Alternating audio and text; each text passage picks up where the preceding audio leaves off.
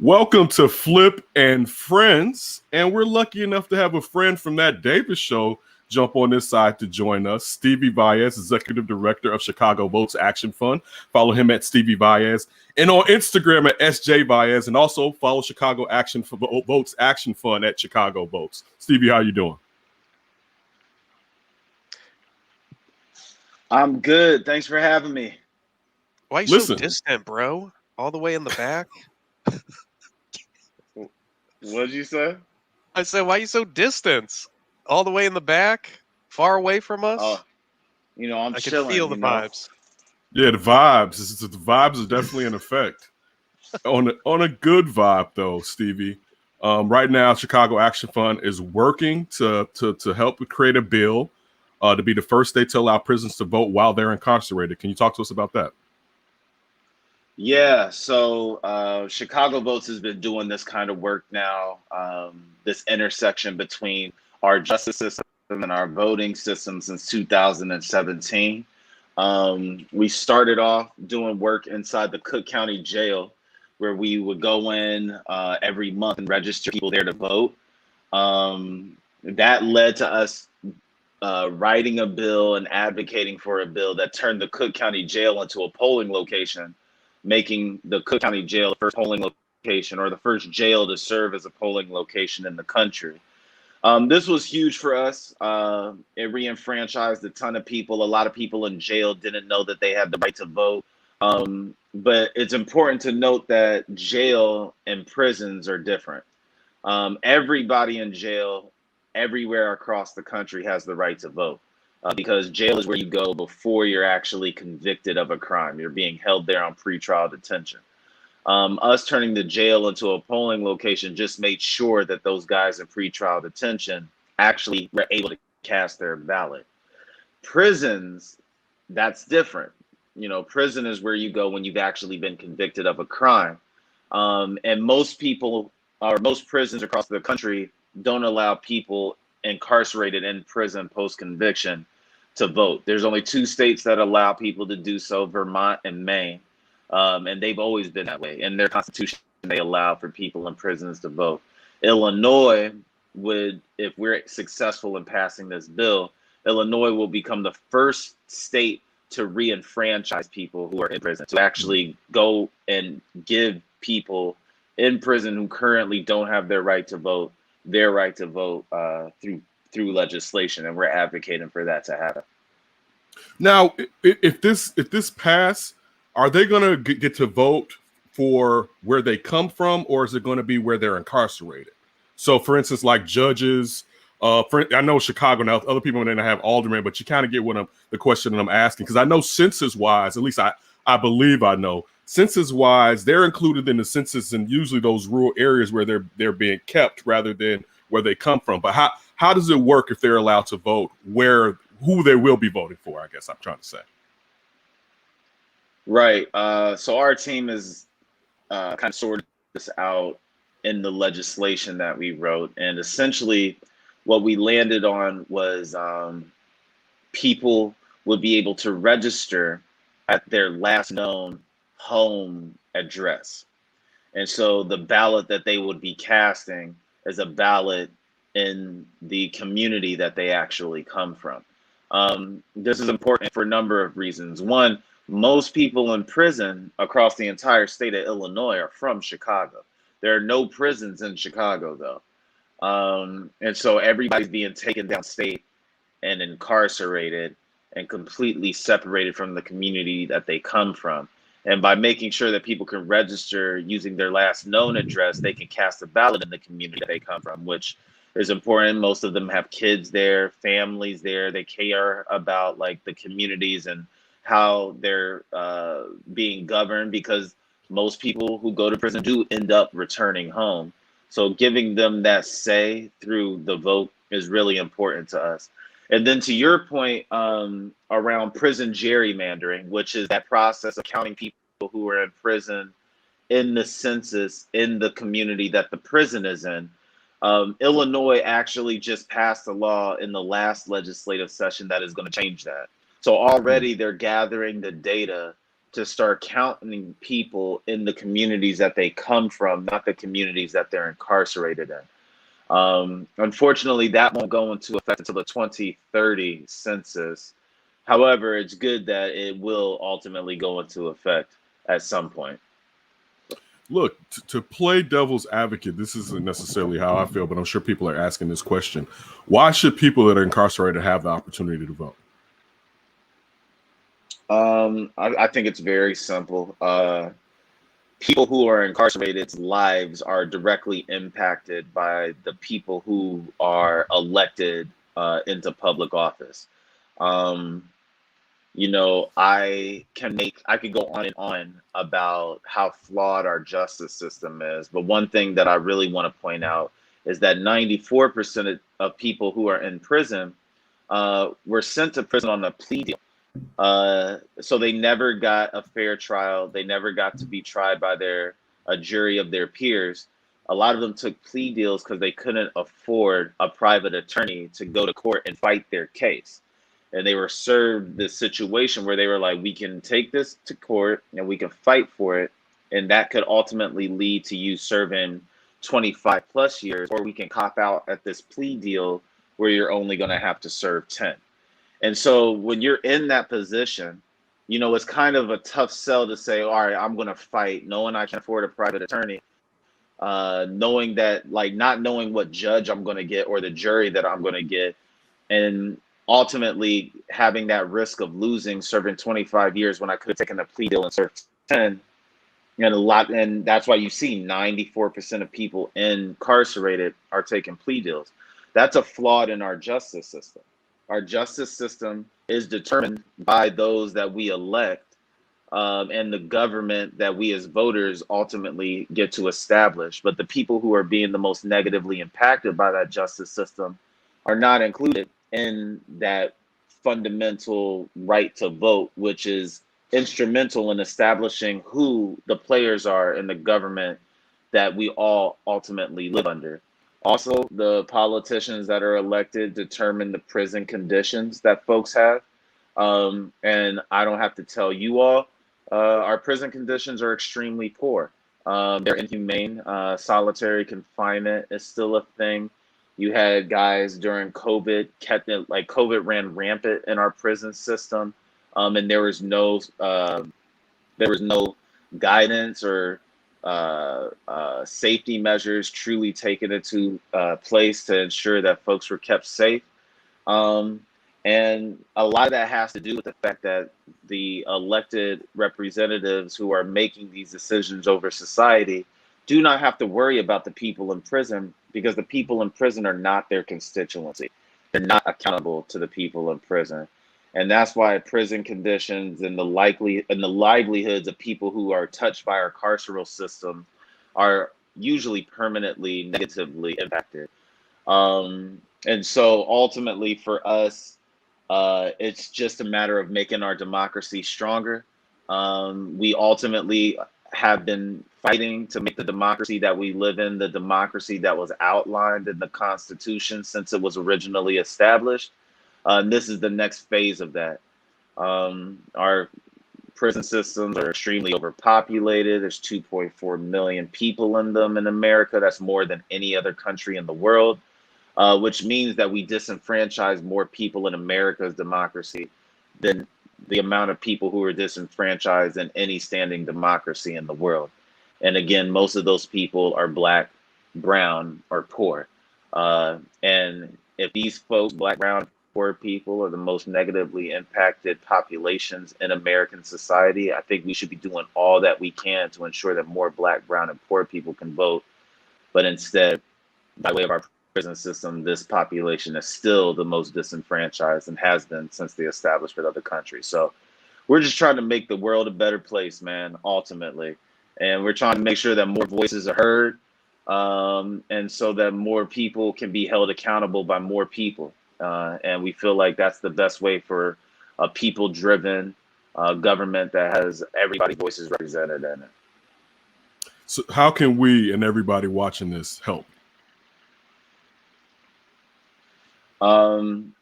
So follow us on social media at Chicago Votes. Visit our website, chicagovotes.com. Google the Unlock Civics policy platform, and you'll see everything that's going on, the work that we're doing. Call your local lawmaker. Right now, this bill that I've been talking about, Senate Bill 828, it is on third reading on the House floor, which means it just has to get voted on the House floor once. It'll get sent to the Senate floor. It'll get voted on the Senate floor. And if that happens, and we're going to be trying to make that happen over the course of 2 weeks in October, this will be in place in time for the November 2022 elections. And people in prison will be able to participate in the midterms. So call your state senators. Just Google who is my elected representative, and find out who that is if you're in Illinois, and call your state senator. Let them know that you support this. And if you just want to support Chicago Votes in general, we have a bunch of different ways that you can contribute to the organization. You can buy merch from our gas station, which is pretty cool. You can join our membership program, The Click, or you could just keep in touch with us and volunteer in whatever way you want to volunteer. We'll be going down to Springfield and lobbying. We still go into the jail and do voter registration. We do court watching programs. We have creative programming. We do programs in schools around the city. So any way you want to get involved and try to make civics in the state of Illinois and Chicago a little bit better and more representative of the communities that we all come from, we have that avenue for you. All right, everybody, you heard what Stevie said. Make sure you follow Chicago Votes, find out who your senator is or representative is, and get on it so these brothers and sisters can vote and we can get some of these people up out of there. I guess for this segment, Stevie, we appreciate it before we jump into the flip. Are you about to say something right there? Okay, all right. Sorry, let's jump into the flip. Let's get into some shenanigans. All right. One person in the state of Washington recently learned about road rage the hard way after somehow attracting the ire of another driver in King County. As WSVN reports, they found themselves being honked at and harassed by a man behind the wheel of a Jeep after merging onto the highway after pulling off in the exit in an attempt to de-escalate the situation. They retreated to the polar opposite outcome after the man cut them off, hopped out the vehicle, and Ryan, what happened next? Caught on camera, a case of road rage in Washington state. An angry driver cuts a man off, then jumps out of his car and throws an axe at the man's windshield. Police say the axe thrower had been honking and harassing that driver. Investigators say when they tracked the suspect down, he was already in jail on other charges. Well, that was convenient.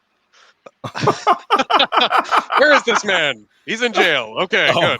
I mean, if you thought he was just going to do that, that was the only offense he was going to commit today, that day was going to get him arrested, you're crazy. If he's hopping out like that, he's committing crimes all over the place. I'll say this one for me. And I definitely have to know, Stevie, what you would do in such a situation since you're trying to save the world. Me personally, and you, I mean, because I wonder if I would be in the car by myself or if my family would be in the car with me.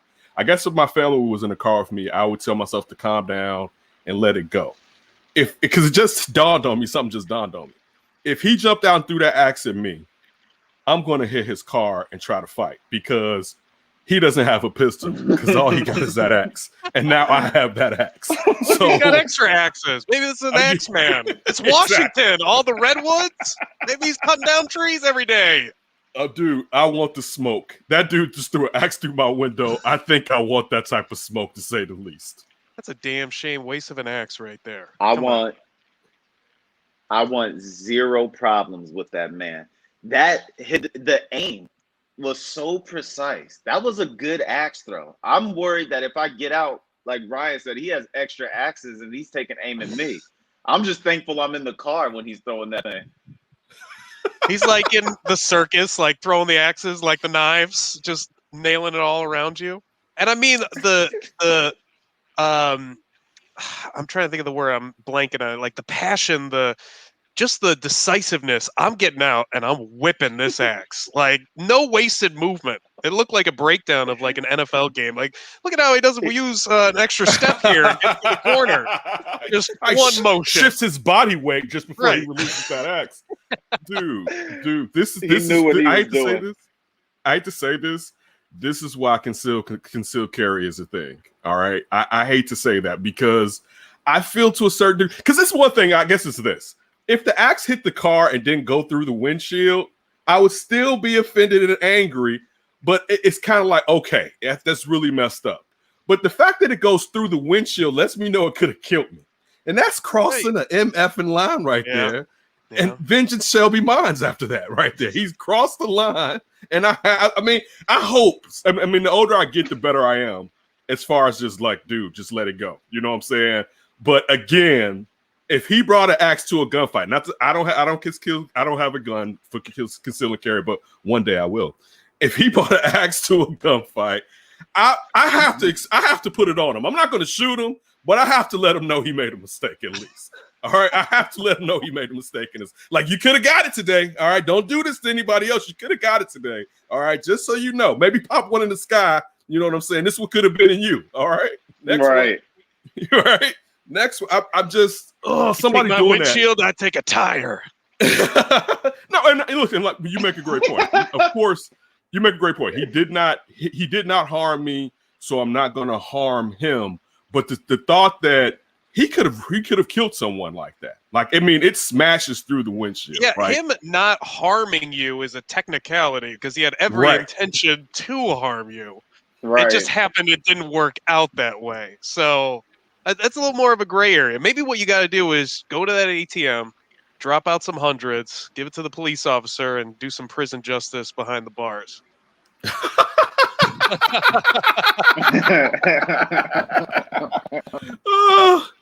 Okay. Moving along to something near and dear. The next one is near and dear to you two's hearts. This is out of the Insider. Billy Crystal said that he ate too many weed edibles and asked for fast food 30 minutes into an MRI. The Princess Bride actor recounted his unusual medical experience during an appearance Wednesday on The Tonight Show. Are you waiting for a video? Yeah, where's the video? There is no video. What video? It was a video on the page. I didn't see the video on the page. You said no. We can't take that. That's Tonight Show. They're going to get us flagged right away. Oh, I'm so waiting for the video. I got flagged on the kick to the face last week on the flip. All right, real quick. So Billy said that he went to the dispensary. He got 4 gummies, but initially he was told just take 2 to make you feel good. He said, I want to feel fantastic, so he took 4 of them. All right. 30 minutes in is when it kicked in. 30 minutes in, he asked, because you had this thing you squeeze. I don't know if you guys have had MRIs. I've had, I think, 2 at least. All right, Stevie has. Yeah, it's you know, I mean, it's not. I mean, I'm not claustrophobic, but it's still not something you like. Man, I want to do this MRI. You know what I'm saying? But he's well. Isn't the problem? It takes forever. I definitely want to. That's really the issue. Like if they put you in the tube, you know, for a minute, it takes forever. But also, you're not really supposed to move. All right, because it can mess up the imaging. True. So it's not just. It takes forever. You're really supposed to be standing still. I would never want to take 3 edibles and do an MRI. I'm with you. I'm totally with you. Like that's just not the place. And I thought, listen, it hit me. This hit me right. I don't know what year this was. I'll lead off with that. But I was sitting there at a friend's house, and somebody had brought out this this string. I forgot what kind of candy. It's like a rainbow string candy. It's so sweet and sour. The thing had to be about this long, right? Let me make sure. About this long, right? And it was like, hey, my friend brought this from California, Denver, whatever. You know, here, you want this? One of those weed states, right? He was like, he wants this. So I was like, oh. And I'm sitting there, and Afton's like, yeah, do you even know how much it is? I'm like, whatever. You know what I'm saying? Like, I'm not a rookie, whatever, right? So I take it, right? I take it. So then now the friend's husband asks me, hey, we saw this car show. Well, you saw all these cars going. Do you want to go see this car show that's probably 2 miles away or whatever, right?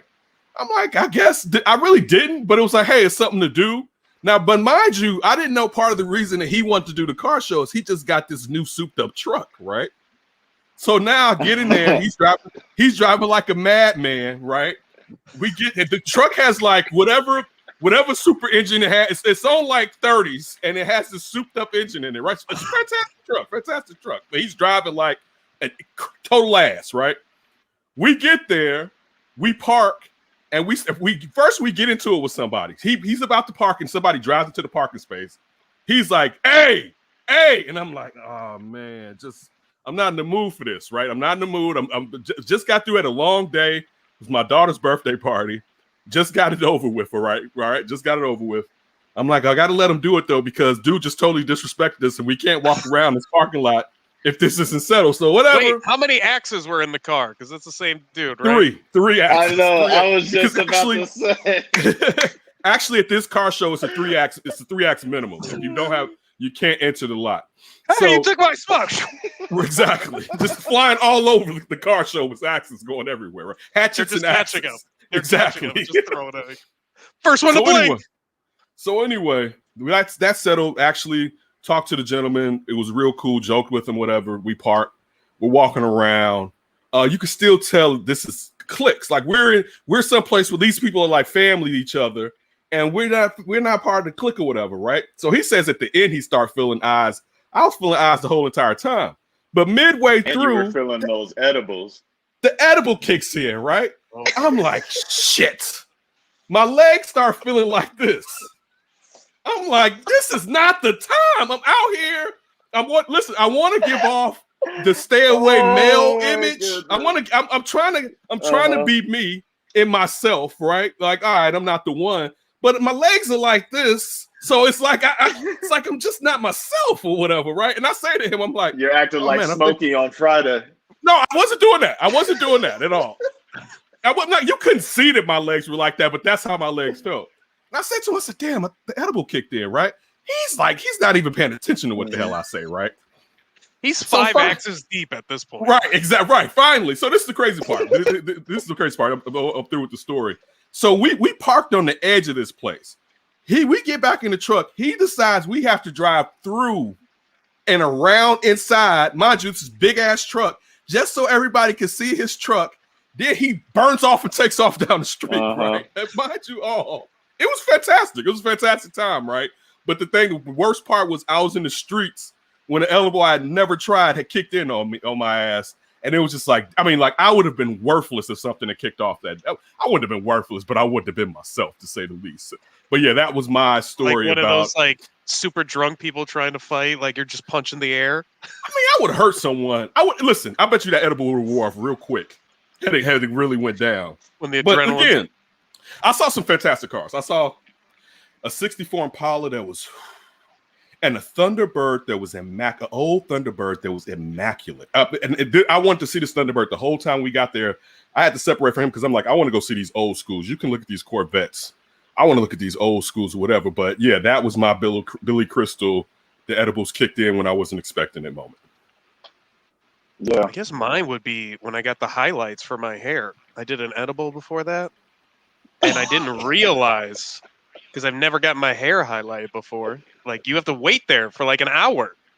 And I didn't bring my phone. So I'm just like high off my ass in this like salon with nothing to do. And I'm like, oh my God. And I just started like freaking out. I wanted to get out of there so badly. I was just like, oh my God, finish. Just finish. Yeah. Big mistake on that one. That's the thing. Steve, you got one? On you, because you just wanted. Yeah, you just wanted to stop. I have so many, but the consistent theme is like, just stop. Just make this all stop. I don't want to feel this anymore.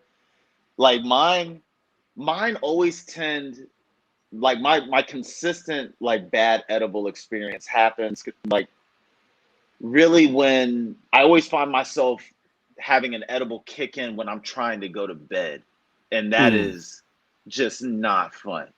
I'll be in bed, I'll be like, I'm about to go to sleep, this feels good, and next thing you know, I'm just up thinking about everything. I'm like, it's hot, man, it's kind of cold, man, it's kind of loud, I'm hungry, actually I can't eat. I need to take my clothes off, I need more clothes. Let's watch TV. I hate this show.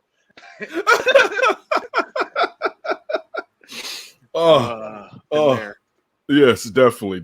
And usually it doesn't. like nothing happened to me.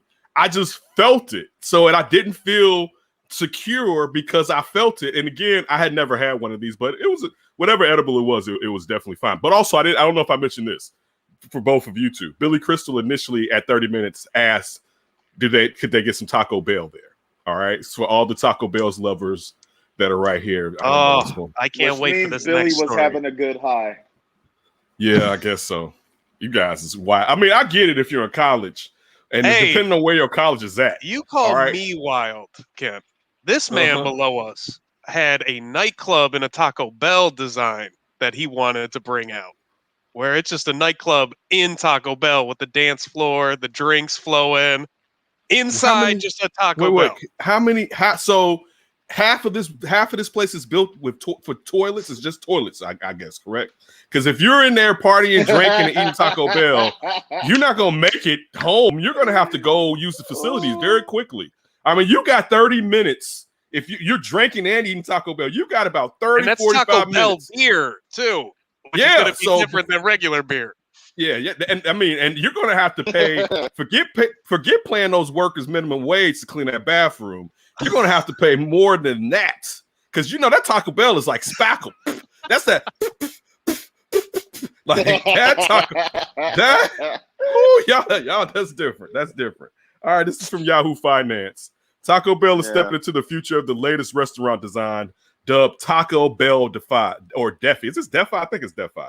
The food giant is doubling down on the trends amplified during the COVID pandemic, namely digital ordering and delivery. The location is expected to debut in Brooklyn Park, Minnesota, but won't actually open its doors until the summer of 2020.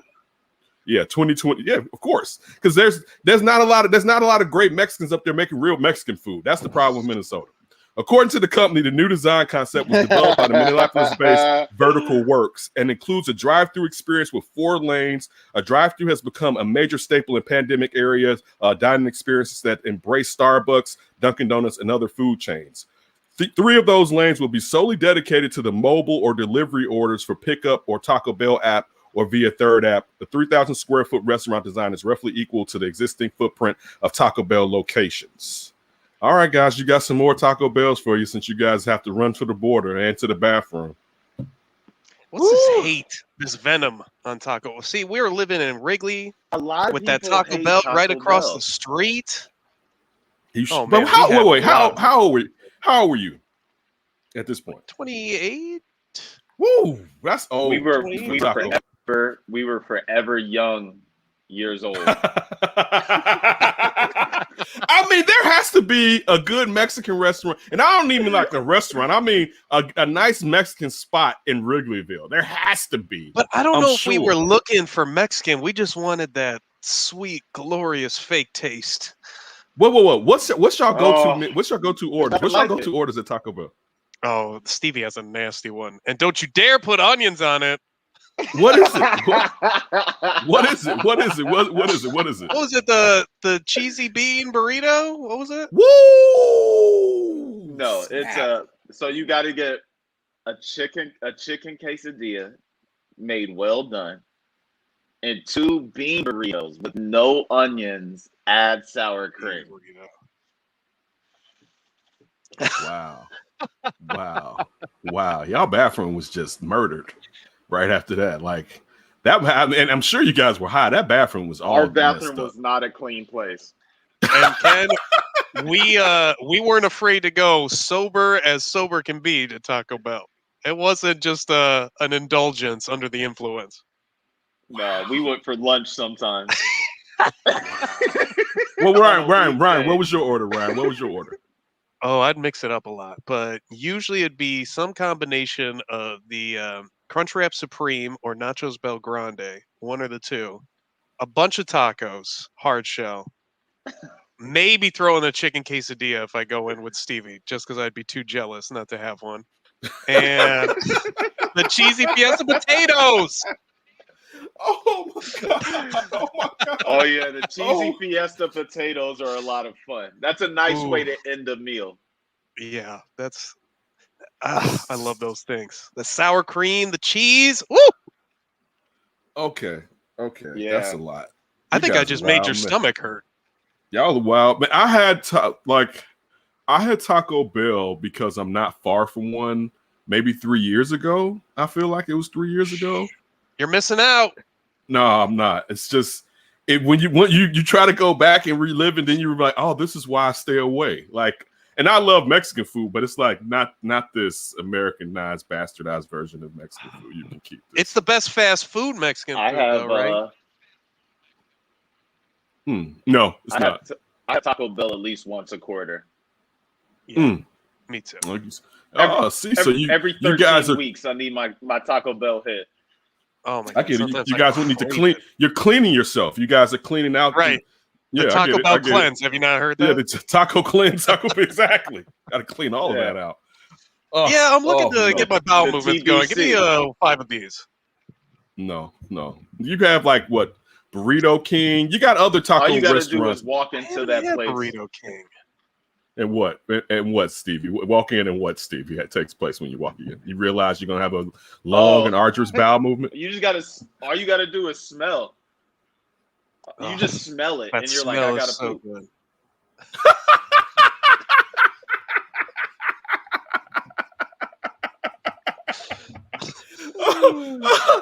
Oh, that smell. Oh my goodness. All right. Let's switching off real quick.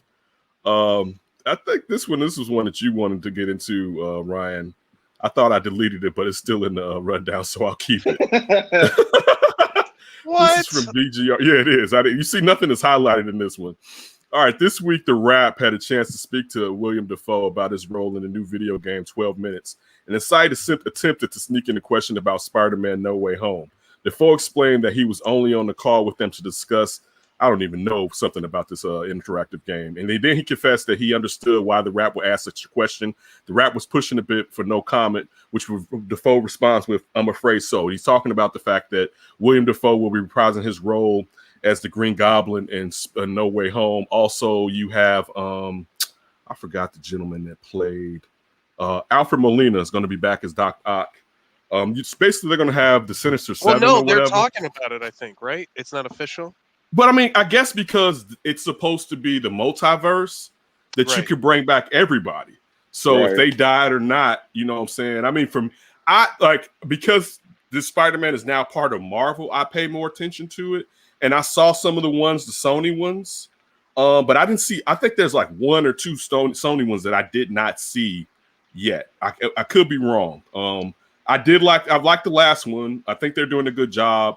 It's cool. It's no sweat off my back. I mean, I love Spider-Man, but I'm never like, I can't wait for that new Spider-Man movie to come out. It's just, it doesn't necessarily do that for me, but I love the character in Marvel comic books. Well, that's why I liked it here in this story. I think it would do it for me. Like seeing Dafoe, who I thought was great Green Goblin, same with Molina as Doc Ock, and Tom Hardy is trying so hard to get his Venom to go up against that Tom Holland Marvel Spider-Man. I think that would be really cool. And if they could get like the groundwork on that, I don't know if it matters so much, but maybe you could start opening up DC crossing with Marvel a little bit. Maybe both studios would be willing to go in on it. Never in a day. Why would Marvel help? Why would Marvel help DC? That's what I'm saying. Like, if it was just to give fans what they really wanted, like, I think Marvel's all about the buzz. Too. It's not just about making money, because they know if we slap Marvel and whatever the superhero is, it's gonna do like Black Widow did money, and that was one of the least popular characters in the Marvel like phase 1 or whatever.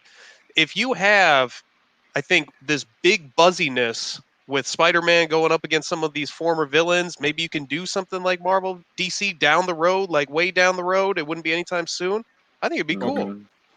Real quick. You saw what happened with the Inhumans, as far as they didn't have mutants, and Marvel got rid of the X-Men basically when it came to these movies and in the comic books, because Sony owned the X-Men and all those mutants. Marvel's not going to help DC when DC, I mean, they're not struggling now, but they're not nowhere near Marvel. And I mean, me personally, since it's not canon, I'm good if they don't cross over. But I'll say this to the Spider-Man aspect.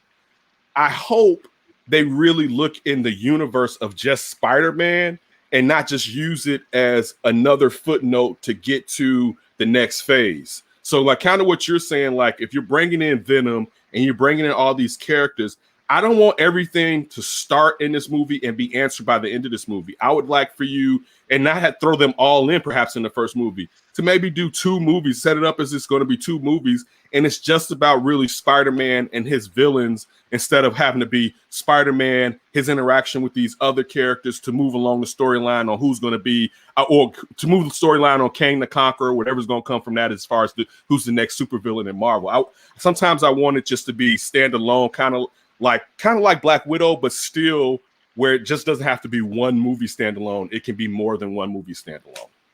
Oh, I agree with that. Sometimes it's so impressive what Marvel's doing with the overarching of everything, but sometimes it's like, oh, it's so much. It is so much. It'd be nice just to have a little universe, just a little contained Spider-Man universe. Stevie, how much Marvel stuff do you watch? Do you watch like the Disney Plus stuff or anything like that?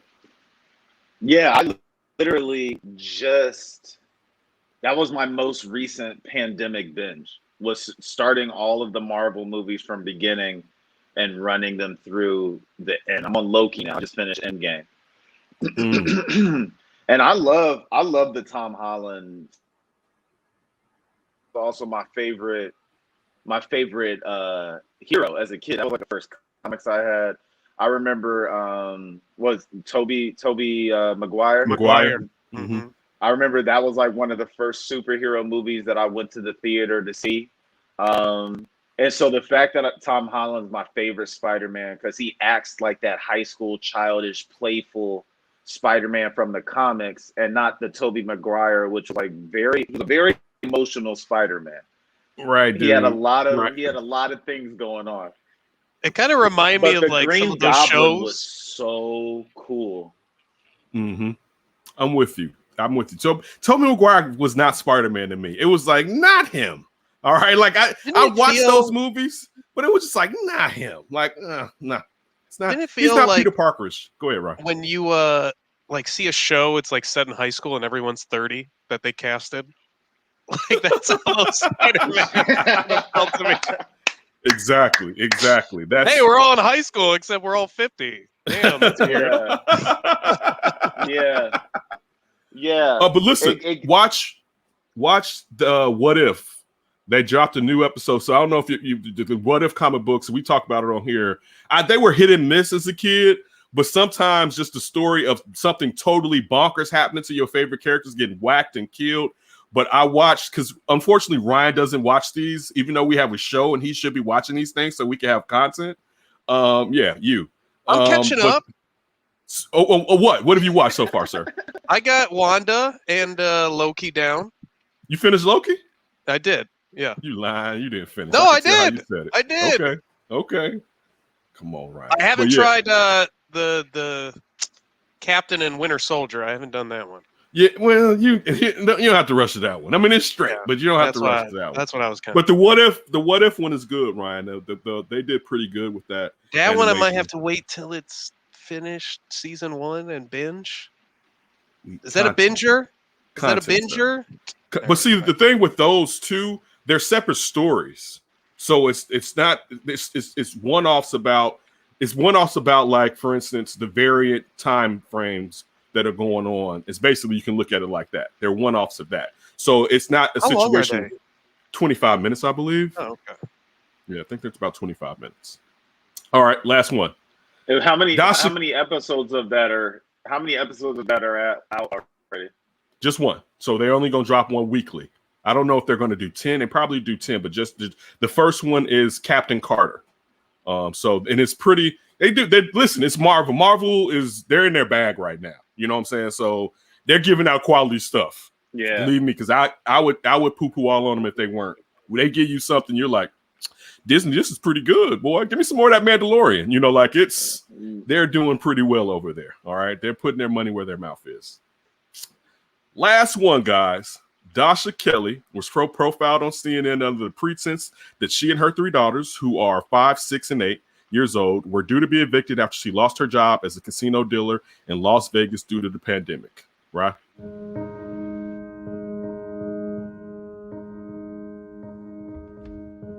We're so thankful for you guys because I had no idea what we were going to do.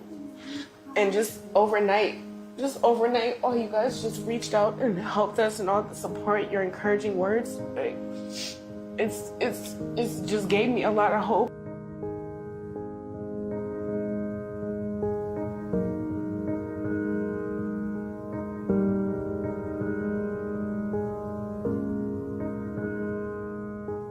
I just had to donate a few days ago. Kelly is now donating blood plasma, $100 a time, to buy groceries. So you are managing to eat okay? Yeah, exactly. Oh yeah, they're eating okay. Let's put it that way. I'm like, there's days I don't even want to roll out the bed, roll out the floor. You get what I mean. Kelly's pawned or sold nearly everything she had. I had a bed right here. There was a TV right here on top of this stand, so I had to pawn that. She thought about working online, but... You lost your laptop as well? Oh, I had to pawn that trying to keep up with the bills.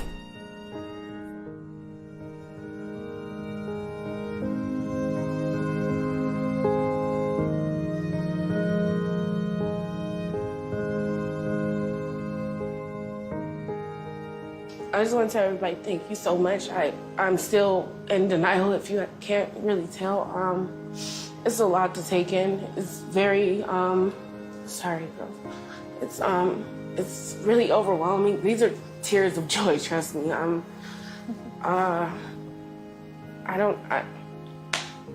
just so thankful. I appreciate each and every one of you. Thank you. I didn't have control over that. Just so you know, Ryan. Yeah, I didn't. I had no control over that. All right. So this is the kicker. So she started a GoFundMe in an effort to raise $2,000 to pay for her back rent. It went like this. My name is Kelly, and I have 3 daughters in Nevada. We're maintaining just before the pandemic hit. Now we're suffering. Please help. After being interviewed by major news networks, Kelly raised $230,000.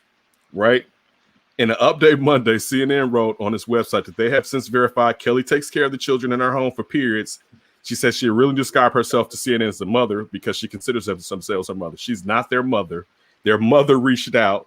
Those are the daughters of her boyfriend, or I don't know, fiance. This is the kicker. So when that story first dropped, it's on at the crib. Afton's watching, and Afton's like, I don't think those are her daughters. And I'm like, how you know the daddy not just extremely light-skinned for ethnicity, right? But she said that, and then she sent me from work one day this thing saying that they were her children, right? Oh man! But listen, the fact, and I saw Charlamagne on the Breakfast Club say this. Why didn't she just talk to the mother and break her off with some of the money? Because GoFundMe now has closed that out, right? They're like, yo, we're not even doing this. So all that $230,000 is out the door. All she had to do was go break the bread, and she could have kept it with her sniveling, thieving ass ways. Shawty had the little girls up there with that bread. I'm sorry, girls. I'm overwhelmed. Only thing missing was little flies flying around them, dude. That was a hustle. That was a scam. That was a nice scam right there. But you see the problem with? I'm gonna tell you the problem with people nowadays. We used to have this saying, me and my buddy, you got to sometimes know when to get out of the bank vault, right? Meaning, if you're robbing the bank, you have to know, all right, enough time has elapsed, we have to go. Because a lot of times you just stood there grabbing, and she had to know when to get the F out of the damn vault. But also, you got to get a mama something. Even if you split it with us, it's better than not having anything. But shout out to the scammers. And Dasha, scam on, sis. Man, don't you just know you're going to get caught? Like, news stations are interviewing like crazy. Like, it's their job to find. In this world,